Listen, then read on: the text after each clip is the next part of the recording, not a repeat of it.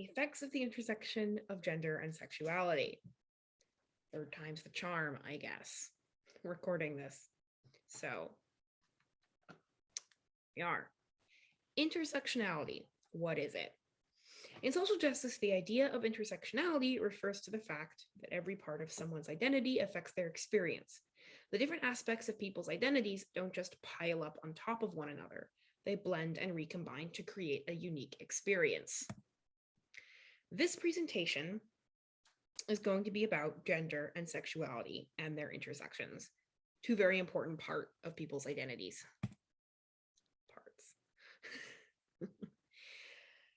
When we think about oppression based on gender, we often think about men over women. Men are privileged and women are oppressed. Simple. Sometimes we add in cisgender versus transgender, with trans people being oppressed. When we think about sexuality, we often think about straight people as privileged and gay people as oppressed. Of course, sexuality is not binary. I mean, neither is gender, but I don't have time for that right now. So sometimes the line is straight versus not straight, as opposed to straight versus gay. These are kind of made up dichotomies, but anyway. So, however, none of this is enough on its own, because people are not just women or gay or whatever it is, obviously. All the parts of someone's identity intersect and affect one another, not just what we might think of as the axes of oppression, for the record, too. A gay trans man faces unique oppression, not just for being trans and gay. Being a man also affects his oppression. So, let's first examine the unique oppression faced by women who are attracted to other women. Gay and bisexual women both face misogyny and homophobia. Together, these two things are sometimes called lesbophobia. I'm not 100% sure I want to use that word because I'm afraid people will think I mean something that only affects lesbians, which is not what I mean at all. If I do use the word, at least you will know what I mean by it. So, misogyny and homophobia together are not the same as misogyny, just layered on top of homophobia. It is its own thing, as demonstrated by the word lesbophobia, which I may not be using. The first, somewhat unique component of the intersection is the interesting way that women attracted to women are both sexualized and fetishized in a different way, almost desexualized. So both sexualized and desexualized. Strange.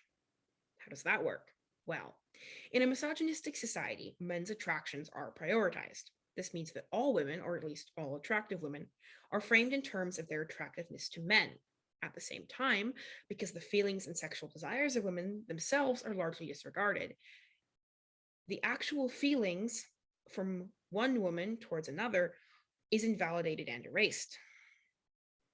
It has even been thought of as impossible. Through history, many jurisdictions have failed to criminalize female homosexuality because they could not figure out how it was supposed to work, literally. This is why so many men find two women having sex or making out particularly hot. The women's feelings for each other are not seen as a threat to his attraction to them. In fact, part of the appeal may be the metaphorical superseding of his heterosexual attraction over their homosexual attraction.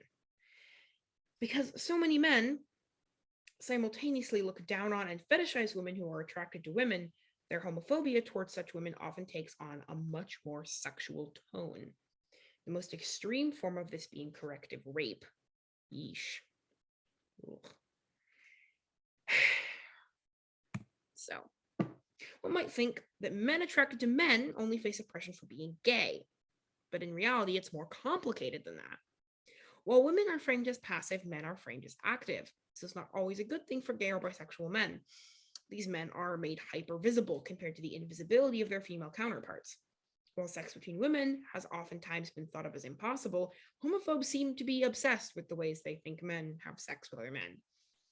Gay and bisexual men also face higher rates of discrimination than lesbians or bisexual people. people often report stronger biases against them and they face higher rates of violence overall. So it's important to keep in mind their status as men.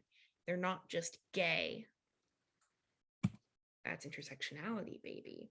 So another place where intersectionality is often not taken into account is bisexuality, which is sometimes understood, or perhaps misunderstood, as the intersection between straight and gay.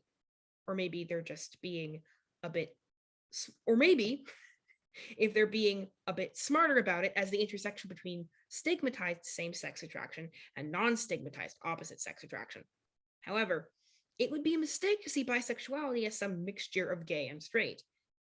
By many metrics, bisexual people are often found to be worse off than either gay or straight people. In general, they are more likely to live in poverty, more likely to have mental health problems, and more likely to have substance abuse issues than straight people, but also more likely than gay people to be closeted, which is interesting. But wait, there's more. I also want to consider the effect of gender on bisexual people's experiences, because they're not all the same. That's another layer of intersectionality to consider. In general, bisexual men are thought of as more attracted to men than to women, basically more gay. And bisexual women are thought of as more attracted to men than to women, also basically more straight. Because of this, male bisexuality might be more stigmatized than female sexuality, or rather, it definitely is more stigmatized. Why isn't completely clear. This might have something to do with why women are much more likely to identify as bisexual than men are. However, this acceptance of bisexual women seems somewhat suspect to me, at least, because of the large amount of sexualization and fetishization, it's a hard word to say, of bisexual women in particular. Bisexual women face the same sexualization as lesbians, but they are much more likely to be dating men. This is because men make up a much larger percentage of most bisexual women's dating pools, and because bisexual women might avoid dating women because of external or internal homophobia. Basically, they think it's wrong or less valid or whatever. Or they're afraid of how other people may treat them or what their families may think or whatever. They may also avoid dating women because of biphobia from within the lesbian community, which many bisexual people report experiencing. However, bisexual because bisexual women are more likely to date men, they are more likely to be partnered to someone who is bigoted against them or who fantasizes about their sexuality. Well, I mean, obviously they would do that, but in a more fetishizy way, as opposed to just being attracted to them. That's normal.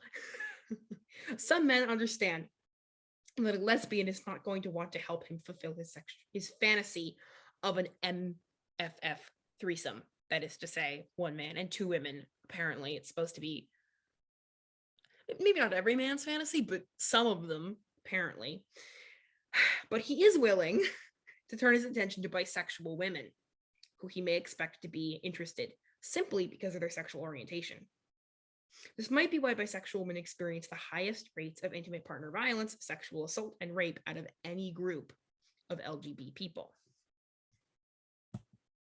There are many other intersections to consider, such as whether people are trans or cis, their class, ethnic background, or where they live. While I've focused on data from places like the US and UK, because these places are where data is available for, there are still many places in the world where homosexuality is literally illegal. It's hard to get statistics on anything there. And also, that's a pretty big thing to consider. That's a pretty big intersection.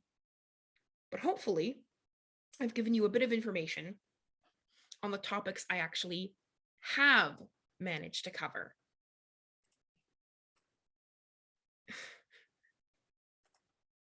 So, have a great day, I guess. I can stop sharing.